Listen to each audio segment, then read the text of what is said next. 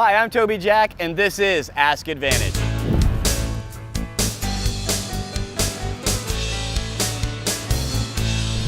One of the joys of using natural materials, such as wood, are the elements that make each one unique. This can include the grain, the coloration, the knots, and even the splits, voids, and holes that result from environmental damage. But as beautiful as those elements may be, they could have long-term strength issues that might need to be addressed with epoxy filler.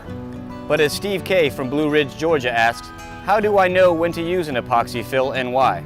Well, Steve, the answer is it depends. If you're working on a piece that's more decorative in nature, you might not need to do an epoxy fill at all. Maybe just a little epoxy brushing to help protect and preserve the contours and texture in a more natural state. But the more functional your piece is, such as a tabletop or a shelving slab, the more likely it is you will need to do a fill.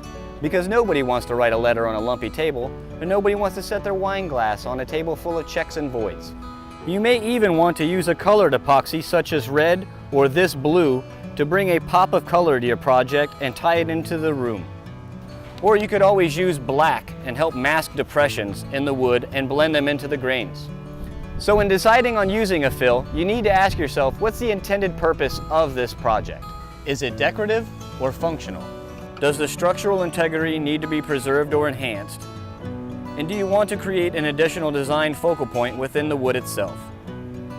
Once you know the answers to those questions, Steve, you will know if the epoxy fill is correct for your project.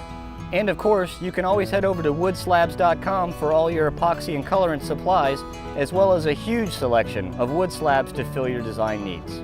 If you decide to do an epoxy fill, be sure to check out our workshop series videos on YouTube that'll walk you through the process step by step. If you have any questions regarding your project, drop me a line on Facebook and you might be featured next time on Ask Advantage. Until then, I'm Toby Jack, asking you to discover the advantage of Advantage Lumber.